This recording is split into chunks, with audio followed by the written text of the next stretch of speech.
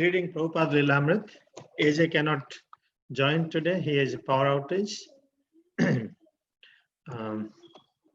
So hope everyone doing well. Anything? We remember where we left?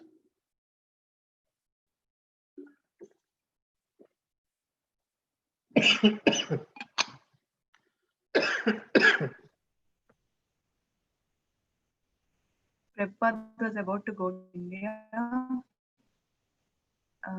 He met a devotee and instructed whatever he can in those 2 days or 3 days. 2 days or 3 days he stayed in. Oh, he has 2-3 days. That's what you're saying. Right? To leave Moscow. Okay. What else?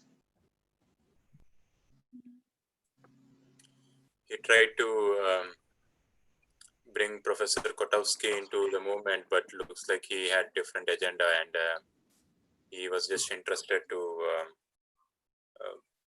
He still had that communist background. He wanted to understand how to come into Indian,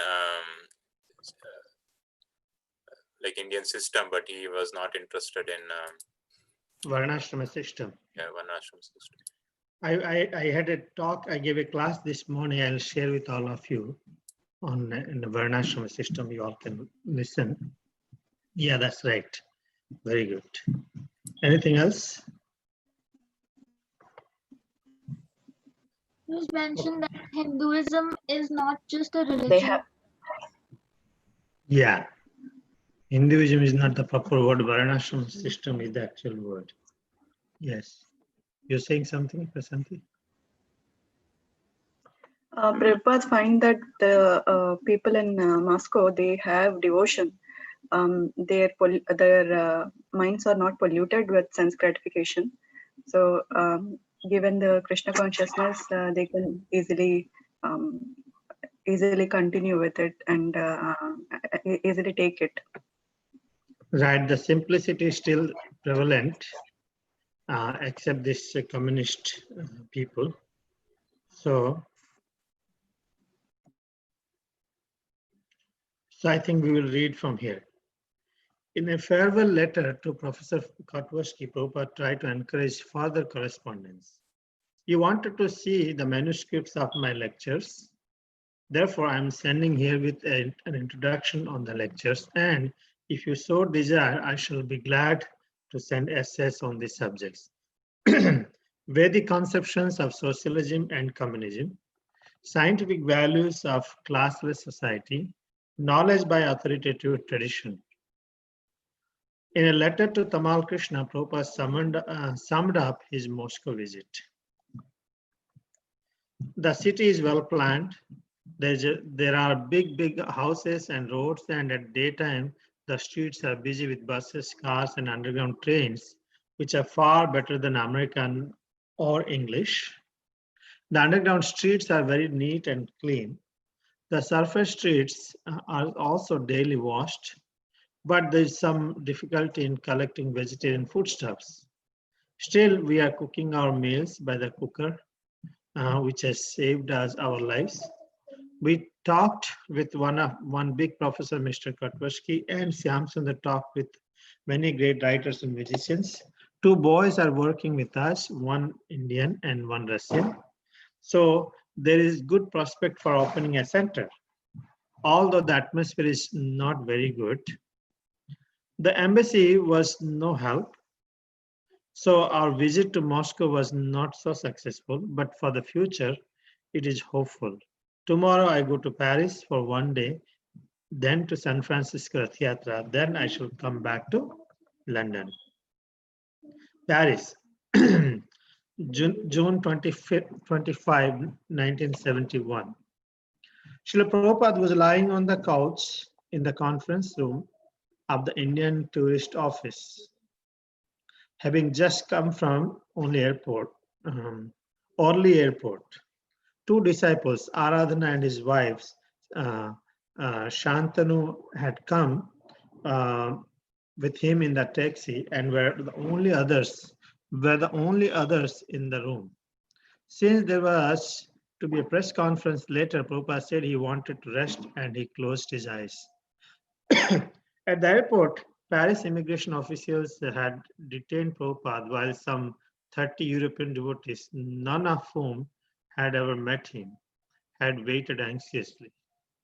They had glimpsed him as he had walked from the plane to the terminal building, and they had watched him carrying his sannyas danda with umbrella strapped on it. He had waved to them, holding up his bead bag, but then he had been kept from them.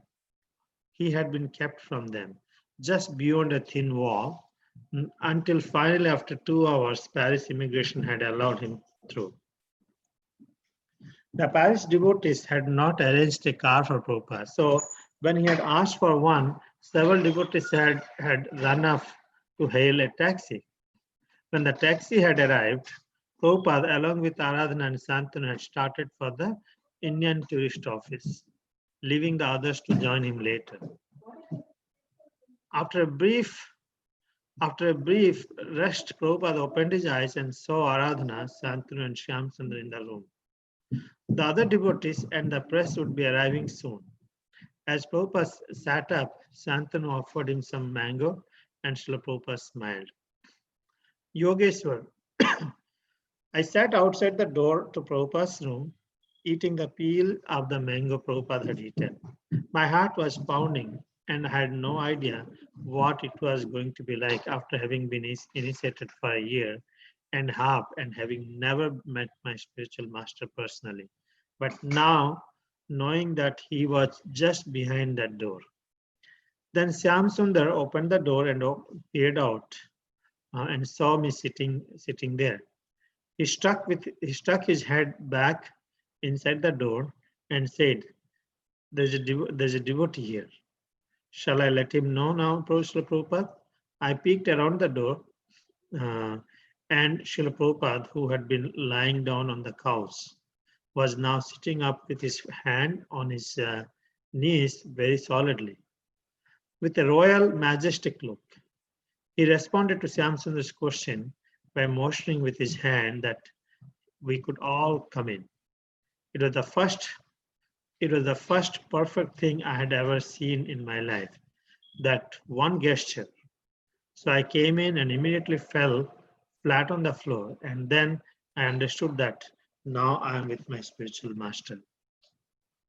So the Russia journey in Russia is over. Prabhupada gave a summary to Tamal Krishna what had happened. Just shared with him. Then he's saying, I'm going to go for Paris only one day. Then San Francisco Rath Yatra is going, and then we'll come back to London. Now he's in June 25th, 1971. He's in Paris. And he was lying on a couch in a conference room of the Indian tourist office. He just came from Orly airport. So the two devotees were Aradhana and his wife Santanu had come with him in the taxi. No one else looks like. So there's a conference is going to take place at the Indian tourist office, right? So Prabhupada took a little rest. That's okay. Detained him for a while at the airport. He says at the airport, Paris immigration officials had detained Prabhupada while some 30 European devotees, none of whom had ever met him, had waited anxiously. So basically Prabhupada and other 30 European, right? So they've been detained. He has been detained. Then the 30 from that place itself, they were waiting. Doesn't look. While some 30, none of whom who had ever met him had waited. Okay, they had glimpsed him and as he had walked from the plane. That's it. And they saw the sannyas danda. And Prabhupada asked for the taxi. And he came in the taxi actually with Aradhana and Santanu. Mataji, to the way it is mentioned is like a little confusing to me. He came at the begins with Indian tourist office, but then again it says that he's proceeding to Indian tourist office, right? Anyway, so that Aradhana Prabhu brought mangoes for Prabhupada and he smiled because he likes mango. And Yogeshwar Prabhu was waiting. Though I think Yogeshwar, many of you do not know, he wrote a nice book on for West on Bhagavad Gita for Western people, Yogeshwar Prabhu. So he was for initiated 1.5 years, but was so desperate to meet Prabhupada. He said that I'm waiting outside, eating the peel of mango Prabhupada just eaten. He's so feeling so happy just having the peel and the remnants of the spiritual master. Then Syam Sundar opened and saw that he is waiting, and Syam Sundar asked if you can let him come in. So that's where he went inside and offered obeisances to Prabhupada. So that's the first part, as I understood. Gradually, the devotees began arriving from the airport, and they came into Prabhupada's room. The press also arrived, as Prabhupada spoke warmly and pleasantly with his followers, encouraging them in their preaching and telling them of his own recent preaching in Moscow. Hardly any of the devotees had ever been with their spiritual master before, and Lochananda began introducing them to Srila Prabhupada. Hari Vilas. I arrived late, and when I came in, I was mixed with surprise, with elation, with egotistical pride, and with amazement that the Lord's pure devotee was there. I walked in with Ghanasham, the boy who had started translating some of Prabhupada's books into French. The room was almost filled, and Ghanasham immediately sat down in the back. I was the president of the temple, and I was very proud and puffed up about it. So I made my way all the way up to the front where Srila Prabhupada was. Then I sat down right next to him. I looked at him, expecting him to look at me and smile or something, some recognition, but he didn't look at me at all. Lochananda was introducing all the devotees to Prabhupada. Lochananda said, "This is Ghanasham. He is the translator." Prabhupada said, "Where is he?" And everyone looked around to Ghanasham in the back. Prabhupada said, "Let him stand up, please." Ghanasham stood, and Prabhupada looked at him and smiled and said, "Oh, thank you very much." Right then I felt a little funny.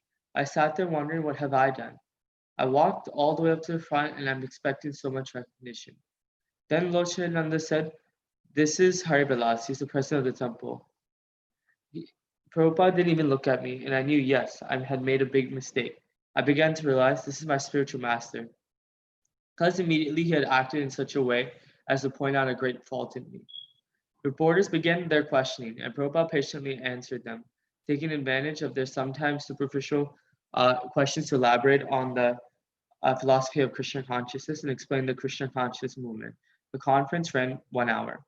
As Prabhupada left the Indian tourist office, he found out that there was no car to take him to the temple. While several devotees ran around trying to find a taxi, Prabhupada waited, standing before a sidewalk cafe. Thinking that Prabhupada must be tired from the rigorous press conference and his long flight from Moscow, one of the devotees asked Prabhupada, "Would you like to stay here for a minute?" And the devotee pulled one of the cafe chairs out away from the table. So Hari Vilas Prabhu. Right? Gradually, the devotees begin arriving from So the devotees started arriving into, slowly one by one, started arriving into Prabhupada's room, and the press was also there. And many of the devotees had hardly ever been or met with their spiritual master before, and so Lochananda Prabhu started introducing them to Srila Prabhupada. And Hari Vilas Prabhu, who was the temple president at that time there, he arrived late, and he said that he felt pride because he was first of all, he's happy to see Prabhupada, saying that see the Lord's pure devotee. And he had walked in with Ghanasham Prabhu, who was a translator there, and he was translating the books into French. And because Hari Vilas Prabhu was the president, he had the pride thinking that he was the most important, and he pushed his way through to the front. But when he sat down, Srila Prabhupada didn't even look at him. And then Lochananda Prabhu started introducing the devotees one by one. And then he said, then he pointed to Ghanesham Prabhu and said, "This is Ghanesham Prabhu," and he's the translator. And Prabhupada asked Ghanesham Prabhu to stand up, and he thanked Ghanesham Prabhu personally very much, because Prabhupada's main goal was to print books, and Ghanesham Prabhu was a translator, so he was helping in Prabhupada's goal. And then Hari Vilas Prabhu felt a little funny and slowly understood why Prabhupada hadn't looked at him before, because he realized, thinking, what has he done? He came to the front, but he was expecting so much recognition. And then when Lochananda Prabhu introduced Hari Vilas Prabhu, Prabhupada didn't even look at him, and then he realized his mistake. And then he began to realize that Srila Prabhupada is a spiritual master. And Prabhupada's actions were to teach him that he had done a great fault. And then the reporters started questioning Srila Prabhupada. And Prabhupada took advantage on this to explain the Krishna conscious movement and the philosophy. And the conference ran for an hour. And when Prabhupada left the tourist office, there was no car.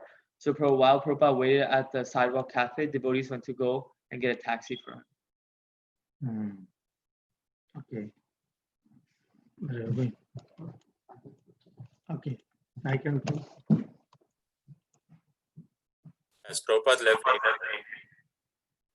can you hear me, Prabhu? Yeah.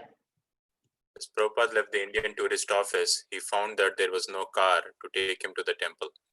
While several devotees ran around trying to find a taxi, Prabhupada waited, standing before a sidewalk cafe. Thinking that Prabhupada must be tired from the rigorous press conference and his long flight from Moscow, one of the devotees asked, "Srila Prabhupada, would you like to sit here for a minute?" And the devotee pulled one of the cafe chairs out away from its table. "What is this place?" Prabhupada asked. "This is a sidewalk cafe," the devotee replied. "What do people do here? Do they smoke and drink?" "Yes, Srila Prabhupada, it's a cafe. They serve alcoholic beverages." "No," Prabhupada replied. "Guru cannot sit in such a place." When Prabhupada reached the temple, he bathed and took prasadam. The next day, he was scheduled to leave for Los Angeles, and his one day in Paris was filled with outside engagements. He rested and again went out to preach. The devotees had rented the Olympia Theater, a large auditorium meant to seat more than 2,000 people. 2,000. But because the devotees had advertised Prabhupada's lecture only 2 days in advance, only 40 people attended. Prabhupada was undaunted, and he lectured and held kirtan. Afterward, he went to a television studio for an interview. By the time Prabhupada returned to the temple, it was 1 in the morning. Samsundra told the devotees who had all accompanied Prabhupada during the day that they should rest a full 6 hours before rising. But the next morning, Prabhupada rose as usual, and at 5 o'clock, he was demanding to know why there was no Mangalarti. He sent his servant to wake the devotees, and as the devotees were hurrying to the temple room to begin their morning worship, Prabhupada was going out on his morning walk. Accompanying Prabhupada on his walk were Syamasundara, Aravind, and the Paris temple president Hari Vilasa. The spring morning was sunny, and Prabhupada, walking with his cane, appeared noble. "Syamasundara," Prabhupada asked, "why are all the householders in Maya?" When Syamasundara couldn't reply, Prabhupada said, "That is all right. That is their position, to be in Maya." He said that when he had gone to America, his plans had been to make sannyasis, but when he saw the free mixing of the sexes in the West, he had decided to let his disciples first get married and have a child, and then the wife could go to Vrindavan with the child, and the husband could take sannyas. Prabhupada laughed. "Man becomes entangled by his family," he said, "by his home, his bank account, his animals, and so many other attachments." Near the end of his walk, Prabhupada spoke specifically of Paris. "3 things are prominent here," he said: wine, woman, and money. "What do you think, Hari Vilas? Is this a fact?" Hari Vilas replied, "Yes, Prabhupada, this is definitely a fact: wine, woman, and money." Prabhupada said, although these attachments were very strong, the Krishna consciousness movement could overcome their influence. Prabhupada said that the houses in Paris suburb with their attractive fenced-in yards were excellent, but everything was being wasted for sense gratification. Although a French gentleman may have such a first-class house, garden, wife, bank account, and car, he has no spiritual knowledge. Therefore, he would always remain attached to his first-class possessions, and at the end of his life, his great attachment would lead him to take birth as a cockroach or rat or dog within that same house. As Prabhupada and the devotees continued walking, Prabhupada asked Harivilas how he thought the temple's preaching was faring. Harivilas said he thought it would be successful, but that it might be a good idea to make extra income by starting a business. Your business is preaching, Prabhupada said. If there are some householders, they can do business. When Prabhupada and his party arrived at the temple, they found the devotees eagerly waiting for Prabhupada's morning Bhagavatam lecture. But there was no time. Prabhupada had to leave at once for the airport. He was returning to America.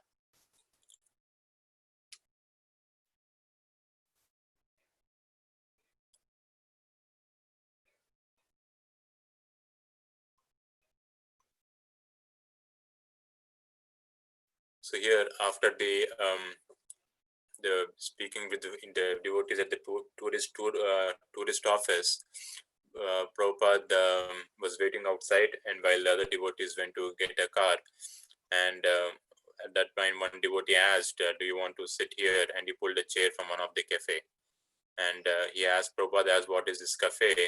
And when the devotee said that it's a cafe where they serve alcoholic beverages, Prabhupada said, "No, a guru cannot sit in such a place." And when he came to the temple, Basically, Prabhupada was teaching. Prabhupada already know the situation. He's basically understanding the disciples' consciousness. They don't know. That's why he asked. He could have said directly no, but he's inquired. So that way he can educate his disciple. Yeah. and then when they came to the temple, Prabhupada took bath and he took prasadam. And next day he was scheduled to leave to Los Angeles. But that day in Paris, there was a lot of engagements.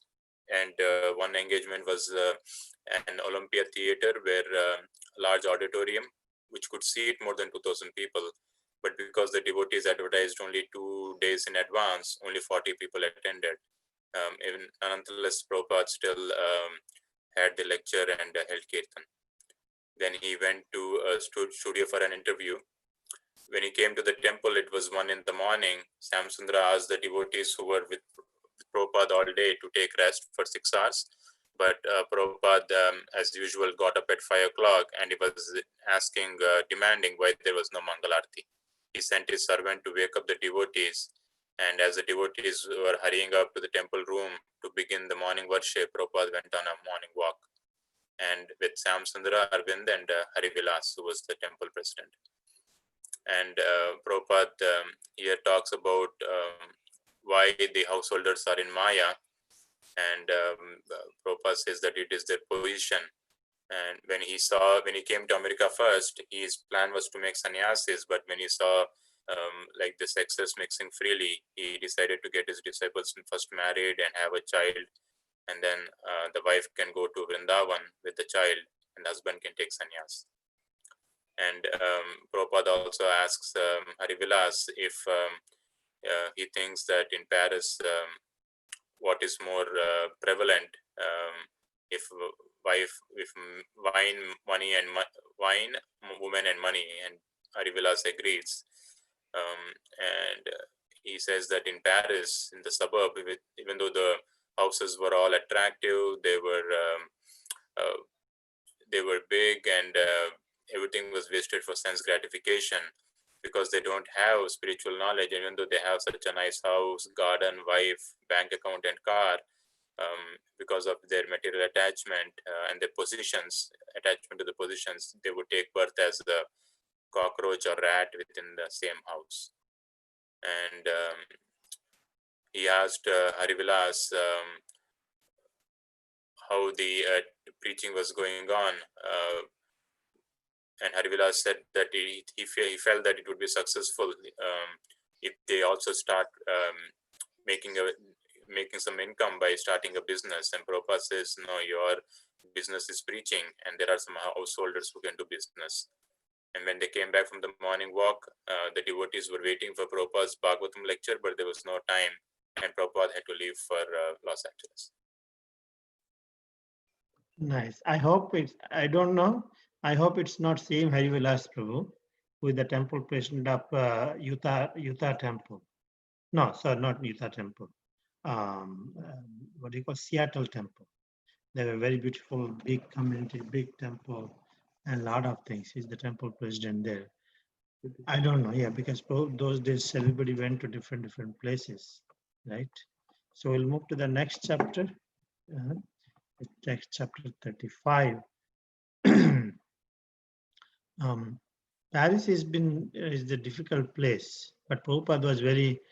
See, you heard that Krishna consciousness can, everyone can overcome all these problems. We're so faith confident.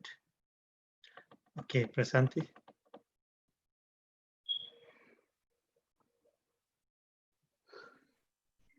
This remote corner of the world. Although Srila Prabhupada had been away from America for a year, his Krishna conscious movement had flourished by Krishna's grace, and devotees' attachment for him had grown. His disciples, having heard reports and seen photos of his triumphant tour of India, felt inspired to increase their own preaching.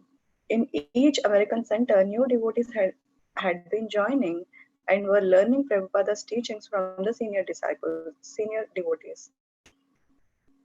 Already accepting Srila Prabhupada as their spiritual master, hundreds of newcomers were eagerly awaiting initiation. How different from Prabhupada's first arrival in America alone in 1965, walking the coast of India, he had thought of quitting, taking a boat back to India, but he had maintained absolute faith, and now, less than 6 years later, in dozens of ISKCON centers throughout America, hundreds of disciples worshipping him uh, and would throng ecstatically to receive him. Los Angeles, June 26, 1921. When Prabhupada had left Los Angeles a year ago, the political turmoil there had troubled his mind, but on returning he found the devotees recovered. Faithfully, they were executing his orders to chant publicly, distribute back to Godhead magazines, and worship the deity of Rukmini Dwarkadisha. In the gorgeously decorated Los Angeles temple, Prabhupada performed a large initiation ceremony, accepting dozens of new disciples. On June 27, Srila Prabhupada traveled from Los Angeles to San Francisco for the fifth annual Ratha Yatra. 200 followers met him at the airport. How many devotees do you have? A reporter asked. Unlimited, Prabhupada said. Some admit and some don't admit. Admit you Admit you are a servant of Lord Krishna and your life will be a success. After 2 days in San Francisco, Prabhupada returned to Los Angeles and on July 16 flew to Detroit. Bhagavan Dasa, Prabhupada's governing body secretary for the Midwest, had preached vigorously in his zone, opening centers in St. Louis, Chicago, and other cities. Almost 300 devotees, most of them had never seen Prabhupada, assembled at Detroit airport to receive him. Sureshwara. Devotees had come from all over the Midwestern US and Eastern Canada to greet Srila Prabhupada at Detroit's metro airport. A red and gold throne stood in the center of the reception room, and the devotees were chanting Hare Krishna and dancing, awaiting Prabhupada's arrival. When the plane finally landed, all bliss broke loose. The disembarkation dolly joined the plane, but we couldn't see Srila Prabhupada. I became anxious. When would he enter the room? Suddenly a cry went up, and I looked around. Devotees were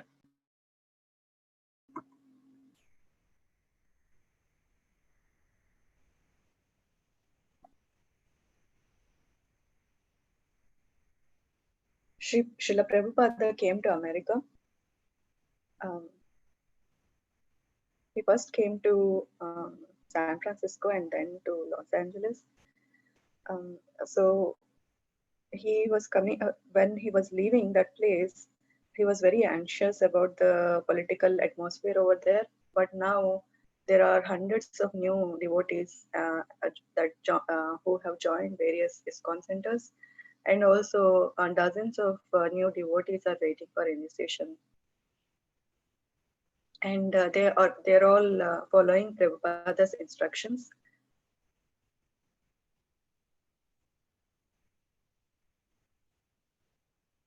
And all this happened, and in 6 years, many ISKCON centers have opened throughout America, and hundreds of disciples have lined up to receive him. In Los Angeles, June 26, 1971. So the devotees in Los Angeles have been worshipping the deity of Rukmini and Dwarkadisha, and also they are distributing Back to Godhead magazines and also chanting publicly and following all the orders of their spiritual master. And they were conducting the 5th annual Rath Yatra. 200 devotees came to the airport to meet him. One of the reporter asked, "How many devotees do you have?" Prabhupada said, "Unlimited." And he explains that your life will be a success when you admit that you are a servant of Krishna. And after 2 days in San Francisco, Prabhupada returned to Los Angeles. And Bhagavan Dasa, Prabhupada's governing body secretary for the Midwest, had preached very vigorously. With that, they are able to open centers in Chicago, St. Louis, and many other cities.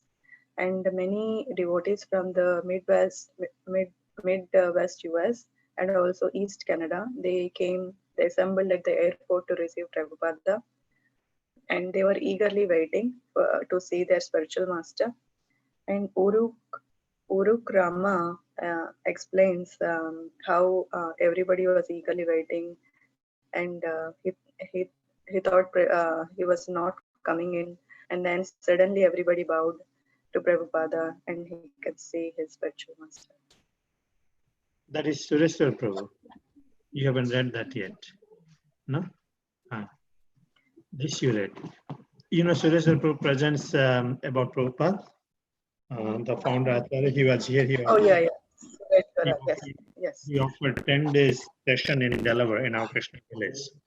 You know, so once Sureshwar Prabhu comes again, we'll invite him. You know, you all will take opportunity. Other new devotees, not only new, everybody should join. We'll have a hall room full of devotees who should have participate in this program. It's very nice. And interestingly, how Prabhupada created this spiritual competition. You know, when devotees at LA were kind of, he saw they were, you know, creating trouble. It made him leave US and went to India. And after seeing India's, you know, people are coming so big success, and Prabhupada used to communicate here. So he took the pictures from here to India. They got inspired. We took videos, pictures from there, used to send America. So they were inspired. So both the places were flourishing all over the places. That's amazing. Okay. Yeah. Ranath Prabhu.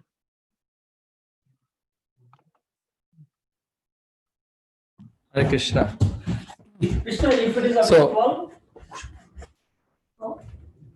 Urukrama, Srila Prabhupada entered the room as bright as the sun, and everyone immediately prostrated themselves on the floor.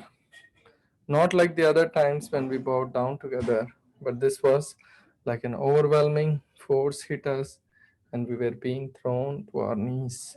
When I stood up, I couldn't believe my eyes. There was Prabhupada, although everyone in the room was crying. Indradumna.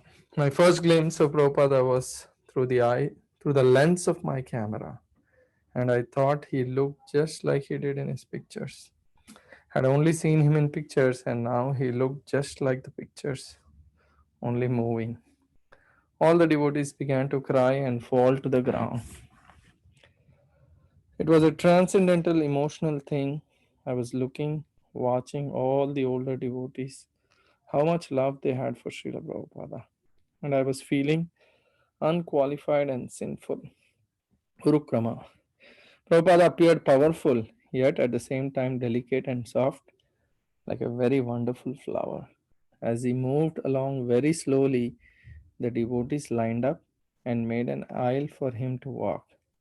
He walked up to Kirtanananda Maharaj, put a garland around him, and embraced him.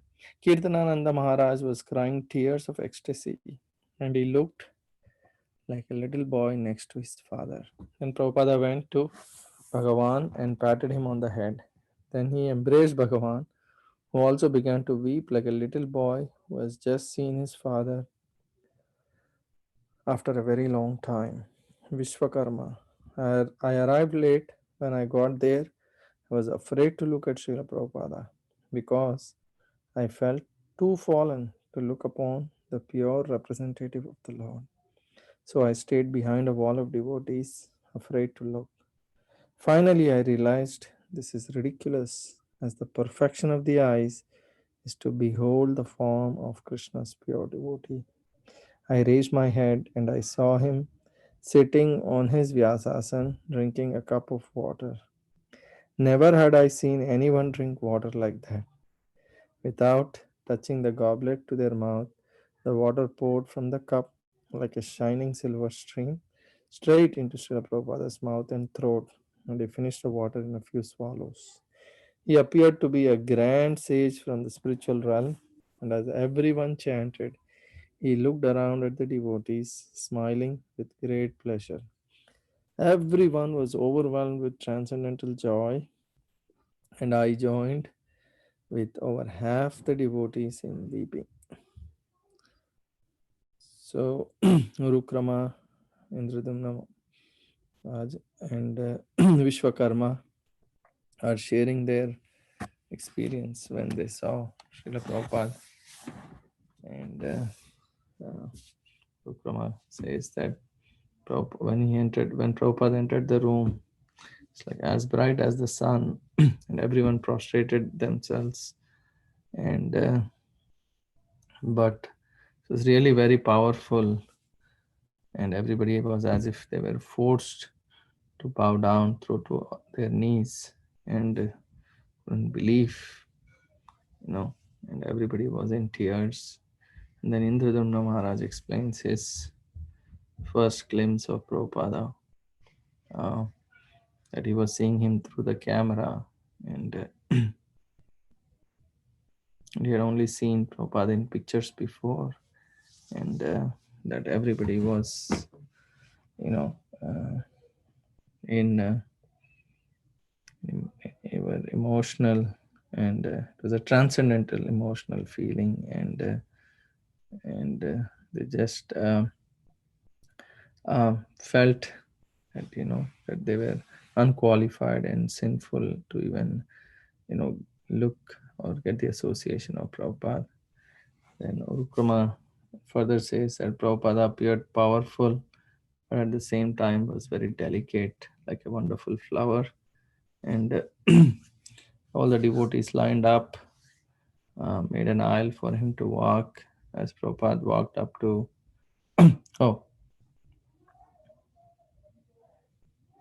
Prabhupada walked up to Kirtanananda Maharaj, put a garland around him, and embraced him. And Kirtanananda Maharaj was really crying tears of ecstasy. And Prabhupada then patted Bhagavan on his head and embraced him as well. It was like, they both felt like little boys next to their father. And Vishwakarma also explains that he was afraid to look at Srila Prabhupada because he felt too fallen to look at the pure representative of the Lord. But then eventually he gathered courage to look and saw Prabhupada sitting on the Vyasasana and drinking a cup of water, and how he, swallowed that water without touching. And Prabhupada appeared like a grand sage from the spiritual realm. Everybody was chanting, and Prabhupada looked at all the devotees smiling with great pleasure, and it was really appeared to be a very, very wonderful transcendental atmosphere. But most of the devotees were also crying.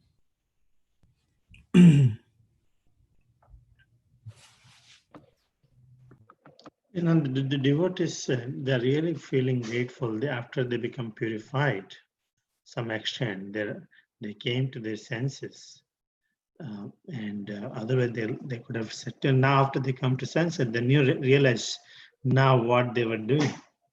They would have certainly go to hellish life, the life they were living. So they are very grateful always what they got. And it's unbelievable. One man who literally came to deliver people, actually, fallen people.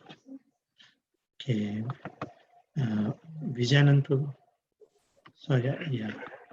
Prabhupada began speaking. This is very satisfactory that so many devotees, boys and girls, are taking part in this great movement, Krishna consciousness movement. It is a very important movement because it is correcting the human civilization. It is a great defect in the modern civilization. People are accepting this body as self, and based on the mistakes in the foundation, everything is going wrong. Accepting this body as the self is the beginning of all problems. The great philosophers, scientists, theologians, and thoughtful men do not know what is the defect. Recently, I was in Moscow, so I had a nice talk with Professor of Indology, Professor Kotovsky. He was speaking that Swamiji, after this annihilation of this body, everything is finished. So I was astonished that a learned professor, posing himself a very responsible post, had no idea about the soul and the body, how they are different, how the soul is migrating from one body to another. As Prabhupada spoke, a voice announced over the public address system that the departure lounge had to be cleared for the next flight. They are speaking about ourselves. Prabhupada asked, "We shall stop? All right, let us go." That evening, in the temple room of Detroit's ISKCON Center, Srila Prabhupada sat on his Vyasasana before the deities of Lord Jagannatha, Subhadra, and Balarama. While a devotee led the Kirtana, Prabhupada played his kartals, looking around the rooms at his disciples. He was nodding his head, pleased to see them dancing and chanting after the Kirtana he lectured. Just see how their characters are being formed, how they are becoming purified, how their faces are becoming brighter. It is practical. So our request is take full advantage of the center. You come here. It is being guided by one of my best disciples, Bhagavan Dasa. So he and others will help you. Please come regularly to this temple and take advantage of it. After his lecture, Prabhupada asked for questions. Bahula Swa raised his hand. Srila Prabhupada, what is the thing that will please you the most? Chant Hare Krishna, Prabhupada replied, and the devotee spontaneously cried out, Jaya, Jaya. I will stop it.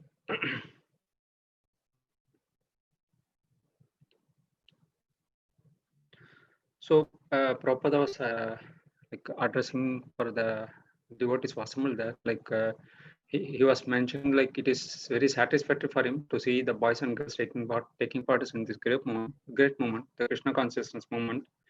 And it is an important moment because it is correcting the human civilization. And the reason being, there is a defect in this civilization. People are accepting this body as self. And since there is a mistake in the foundation, everything is going wrong. And accepting the body as the self is the beginning of all problems. And all the philosophers, scientists also do not know what is the defect. So recently, he was mentioning that he was having a talk with the professor of Indology, Professor Kotovsky, and he mentioned that the annihilation of his body, everything is finished. So he was wondering like how a learned professor had no idea about the soul and the body and how they're different. And the professor was not knowing this information, like how the soul is migrating from one body to another. So he was mentioning that everything is gone after the body is gone. And at the ISKCON of Detroit, Prabhupada was sitting in his Vyasasana before the deities of Lord Jagannath, Subhadra, and Balram, and he was playing his kartals while his other devotees were leading the kirtana. And after the Kirtana, he was lecturing that like how the people are getting purified and how they're like becoming brighter. And he was asking everyone to come to that center and take advantage of the center and take association of the people. And then one person asked Prabhupada like, what is the thing that pleased Prabhupada the most? And Prabhupada replied that chanting is the one that pleased the most.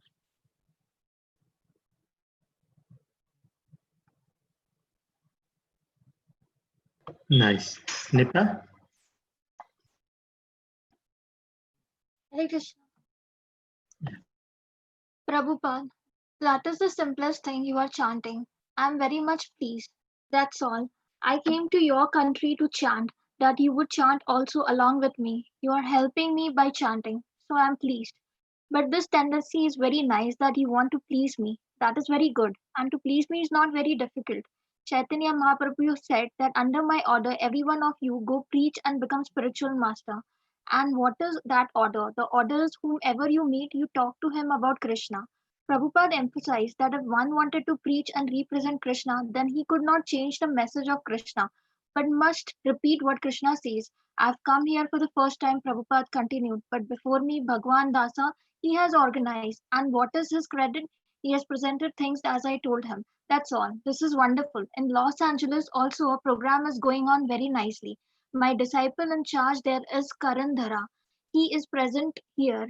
He's simply doing what I instruct, and he is doing very nicely, first class. Everyone who comes, they come and are enchanted by the temple with the activities with the disciples. So this is the way. This is called parampara system. Don't concoct. As Prabhupada was leaving the temple that evening, the mother of one of his disciples approached him. You know, she said, these boys actually worship you. Yes, Prabhupada said. That is our system. I'm also worshipping my Guru Maharaj. The devotees around Prabhupada looked at one another and smiled. Although the woman had tried to make it appear extraordinary that Prabhupada's disciples worshipped him, Prabhupada had taken it casually. One must worship the Guru. It was the Vaishnava standard and nothing to wonder at. Srila Prabhupada had so many centers in the US that to visit each one was not practical. During his year in India, many new centers had opened on the West Coast in Florida, Texas, the Midwest, the East. Prabhupada said he had more establishments than a wealthy businessman and more residencies. Were he to stay at each of his houses, he equipped he couldn't visit them all in a year, and especially to Indian audiences, he would cite the monthly expenditures for his centers. Though proud of ISKCON's growth, Prabhupada was never proud on his own account. He never considered using ISKCON for his own enjoyment. Whenever he visited a center, his quarters were usually an apartment arrangement arranged at the last minute, often fraught with annoyances like noisy neighbors and incompetent cooks. At 75 years, his constant traveling was hardly an arrangement for his health and comfort.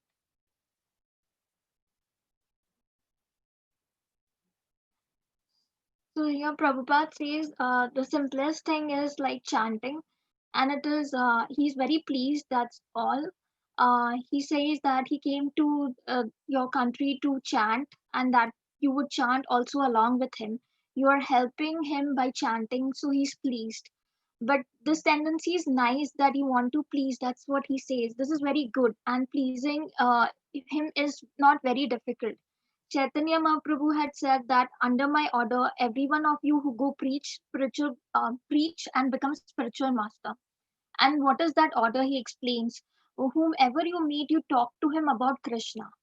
Prabhupada also went on to emphasize that if one wanted to preach and present Krishna, he should not change the message and must repeat the Krishna, what Krishna has said. He said he's come here for the first time, but before him, Bhagwan Dasa had organized. And what is his credit? He says he presented the things as it was given to him, as it was instructed. This is wonderful. That's what he says. In Los Angeles, the program is going very nicely, and disciple is like a disciple in charge is Karandara, who was present that time. He's simply doing what was instructed to him, and that is first class. Everyone comes, they come and chant by the temple, and they are enchanted by the temple activities and disciples. And this is called as parampara system. and don't concoct. Prabhupada said, as Prabhupada was about to leave the temple that evening, a mother of one disciple approached and said, these boys actually worship you. And Prabhupada said, yes, that's the system. He's also worshipping Guru Maharaj.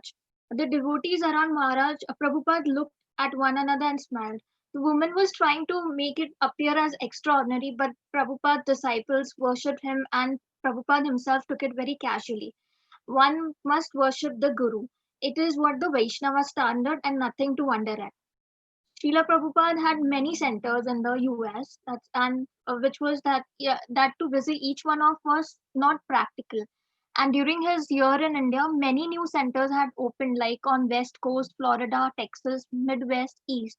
Prabhupada had more establishments than a wealthy businessman and more residences. Were he to stay in all of his houses was not possible, and he couldn't visit them all in 1 year, and especially to Indian audiences, he would cite that monthly expenditures for the center. And though, like Prabhupada's ISKCON, Prabhupada was never proud of his own account. Like he was proud of the ISKCON's growth. He never considered ISKCON for his enjoyment. He visited a center. His quarters were usually like an apartment arranged at the last minute, and which would be surrounded by annoyances like noisy neighbors and incompetent cooks. At his age of 75, his constant traveling was hardly an arrangement for his health and comfort. Very nice. Thank you so much. Prabhupada never felt complacent over the small success his society enjoyed, nor would he claim the credit for that success. Rather, he said it was due to the mercy of his spiritual master and the previous spiritual masters. ISKCON still had but little influence in the world. People considered it a small, exotic religious sect, but by the blessings of previous acharyas, it was growing. Prabhupada was initiating more and more disciples, and the potential was unlimited. One of Lord Chaitanya's chief followers, Jiva Goswami, had warned that a spiritual master should not accept many disciples. Many neophyte disciples would bring suffering to the spiritual master. Yet, on Prabhupada's US tour during the summer of 1971, he initiated more disciples than ever before. As Lord Chaitanya's empowered representative, he wanted to increase the number of devotees more and more. He was aware of the risk, but he was also aware of the great need. As he had written in the Nectar of Devotion, what he says, the one point is that without increasing the number of disciples, there is no propagation of the cult of Krishna consciousness. Therefore, sometimes even a sannyasi in the line of Lord Chaitanya's Mahaprabhus may accept even a person who is not thoroughly fit to become a disciple. Later on, by the mercy of such a bona fide spiritual master, the disciple is gradually elevated. However, if one increases the number of disciples simply for some prestige or false honor, he will surely fall down in the matter of executing Krishna consciousness. So, okay, now we had almost 50 centers the way it's going. Yes, he did not feel complacent. Nor would claim the credit for that success. He actually always giving the credit to his spiritual master. But even though, see, we have it's a different perception. Even though for hours, wow, it grew so many. But we have to see the outside. What is his presence, his presence in the outside world compared to outside world is very less. So you can see that, and that's the thing we have to see. We generally when we see within our own community. If you see how many, we're handful, because that's our world. That's good, but at the same time, we have to see from outside of the ISKCON also. There's a big world which really need Krishna consciousness. So Prabhupada's vision is nothing has happened. That's the fact. So Lord Chaitanya, Jiva Goswami says that one should not have many disciples, followers. But Prabhupada, understanding that the need, he was very compassionate. On his tour of 1971 to US, he initiated more disciples than he ever did it. It is a risk, but he has taken that. Why he says that if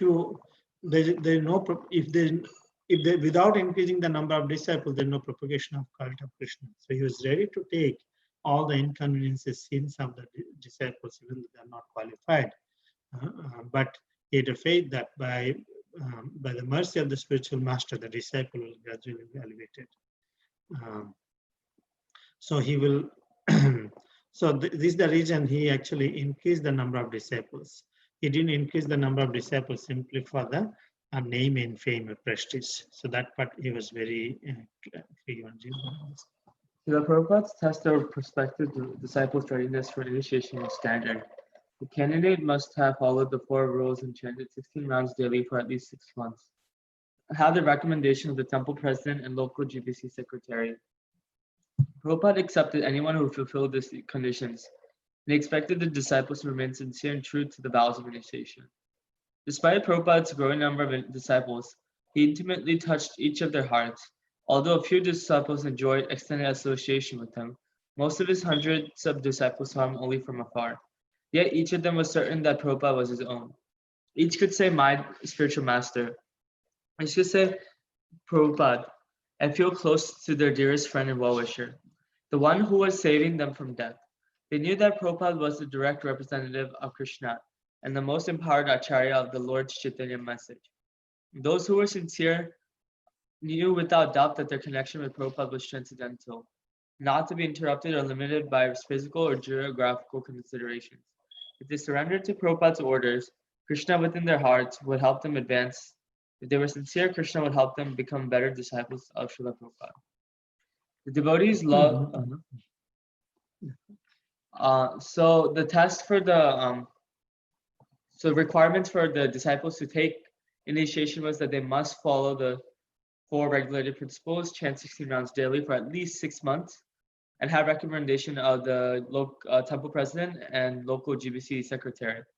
And if all the disciples ready to do this and had all the recommendations, Prabhupada accepted them as a disciple, and he expected them to remain sincere and continue with their vows of initiation. And even though Prabhupada had so many disciples, each disciple could feel that Prabhupada was their own. They could say each could say that he was my spiritual master, and they could say Prabhupada, and they had felt close with him, even though Prabhupada had many disciples. And they knew that Prabhupada was the direct representative of Krishna, and he was an empowered acharya of Lord Chaitanya Mahaprabhu's message. And whoever was sincere in the movement knew that their connection with Prabhupada was transcendental and couldn't be interrupted by anything or limited. And if they surrendered to Prabhupada's orders, then Krishna would help them advance within themselves.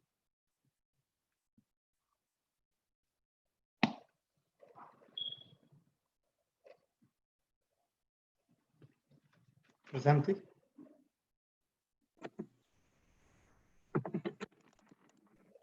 Devotees' love for Prabhupada was not a vague sentiment. He was engaging them in Krishna's service, and they were directly experiencing the transcendental results. Only a devotee, however, could understand Srila Prabhupada's personality or the depth of his disciples' attraction for him, or the debt they owed him. No wonder onlookers at the Detroit airport had not understood the apparently delirious devotees in their blissful reception of Srila Prabhupada. New York City, July 19, 1971. After Detroit, Prabhupada visited Boston and then flew to New York, where another large group of devotees had gathered. The New York Daily News covered his airport arrival with photos and an article, "Swami, How They Love You." Bhavananda, the New York temple president, had decorated the temple room of the Brooklyn Center with bright colors.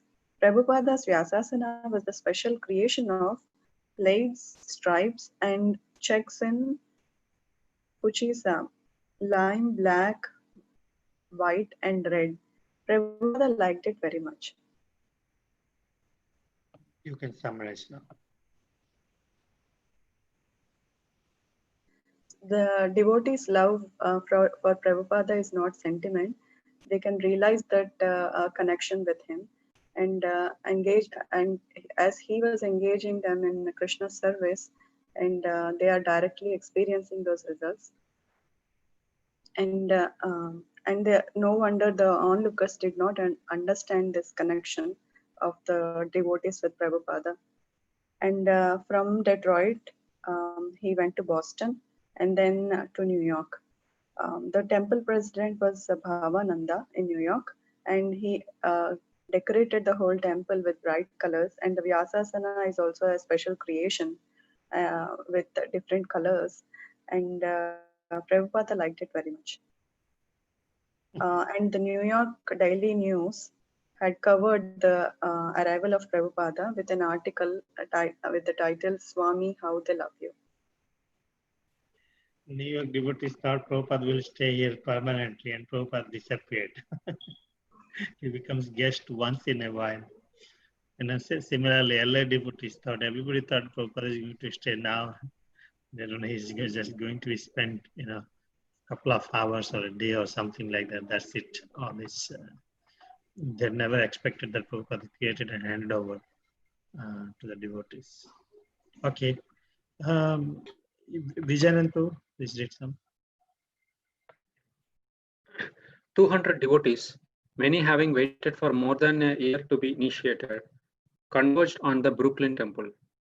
And Prabhupada held initiations for 5 consecutive days, initiated around 24 disciples each day. One after another, the young men and women would approach Prabhupada and his multicolored Vyasasana to receive their initiation beads and spiritual names. Those receiving the Brahmana initiation went one by one to see Prabhupada in his room and received the Gayatri Mantra. Mother Mangala, I went to Prabhupada's room and offered obeisances. Come here, he said. So I went and sat close to him. He began teaching to me the Gayatri Mantra, and I was looking up at him. The sun was right behind his head. He looked like a mountain, like the Himalayas, and I was like a mole, a stone. He was very big, and I seemed very insignificant. Riktananda, Prabhupada turned a face to me, and his eyes seemed like a limitless pools of an entrancing liquid. I knew he was focused always on Krishna, and his eyes were a reflection of that happiness. He said something to me, and I said, "No, sir." Saying sir to him seemed natural, and he seemed to be happy that I had said it. Then, in a very clear, soft, steady voice, he began to teach me the Gayatri Mantra. Then he took the sacred thread and put it around my neck and across my shoulder very gracefully, and with each precision in such moments. Now he said, "You are a Brahmana."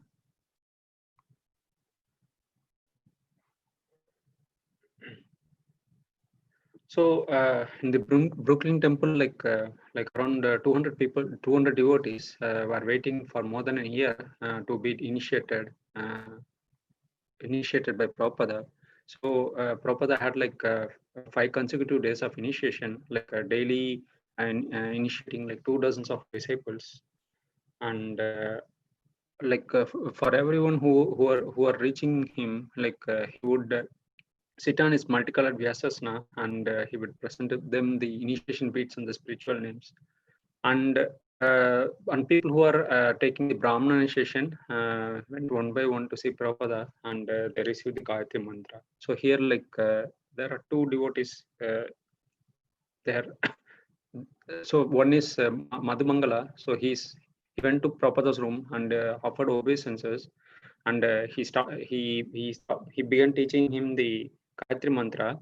And for him, Prabhupada looked like a mountain and Himalayas, and he compared himself as like a mole or a stone, and he felt like Prabhupada was very big, and he seemed to be like very insignificant. And for Riktananda, Prabhupada, he called Prabhupada as sir, and Prabhupada was also like seems to like that one, and in a clear and steady voice, he teach him the Gayatri Mantra, and he put the sacred thread across the shoulder, and he had told him that now he had become a Brahmana. Jai, Haribo. Maybe one devotee can read. Devi Shakti Mataji, wow. Devi Shakti Mataji was They were Philadelphia temple president before. She lives in Vrindavan. Now had some close associations. She does wonderful artwork for the children. Anyway, somebody can read for a few minutes. Who wants to read? Nipa, you can read.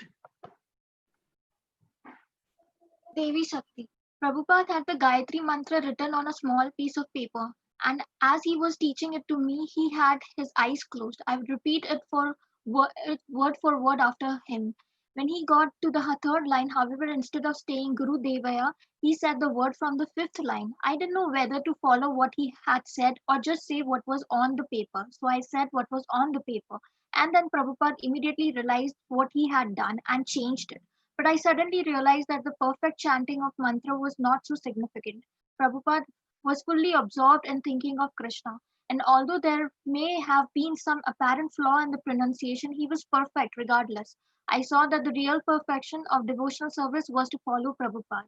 After I received my Gayatri mantra, I asked Prabhupada if I could ask him some questions, and he said yes. Srila Prabhupada, I said, I haven't been able to serve you in rapt attention. What can I do to serve you? I was praying he could give me a special service to do for him personally. Chant Hare Krishna was all he said. Is there anything more? I asked. He said, are you married? I said, yes. So he said, serve your husband. I said, my husband and I don't get along. So he said, be a pujari. There are so many things. He His answer seemed to solve all my difficulty. First and foremost was to chant Hare Krishna, and in addition to that, there are so many other services. If you don't do one of them, then go on to the next one.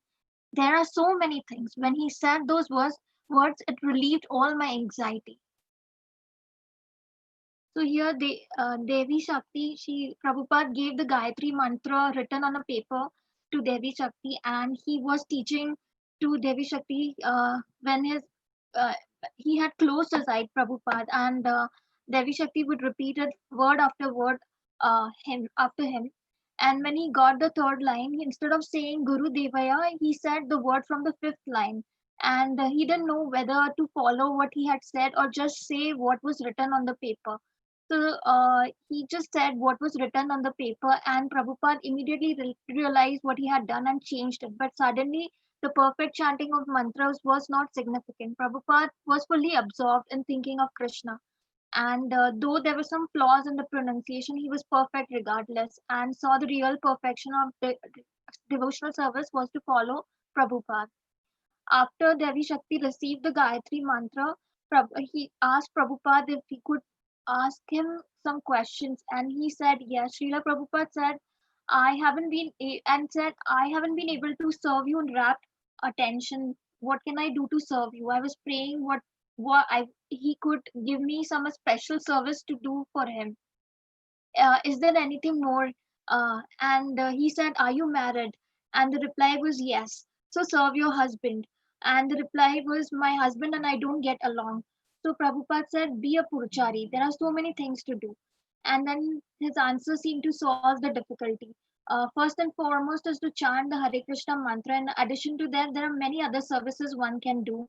If one does not do one task, then they can go to the next one. So there are many things in short, and then that can relieve all the anxiety, and it relieved all the anxiety for Deva Shakti. Hare Krishna, wonderful. So the devotees of United States are getting mercy, special mercy by Prabhupada's visit again. We'll end it here. We'll continue tomorrow. Thank you so much. Hare Krishna. Shri Prabhupada ki jai. Prabhupada Lilamrita ki jai. Thank you. Hare Krishna. Hare Krishna. Tomorrow we'll work on finishing the donation follow-up. We'll get to the last group is left, right, Prabhu? Sorry? Like only the last group. I completed my that only groups. Me also completed. Okay, so I'll check with Balaji Prabhu. So only group Gaurav 6 is did it. We have okay. to see some of the follow-ups, final follow-up we will do. Let's see what we'll do. Okay? I'm putting the notes and the Google worksheet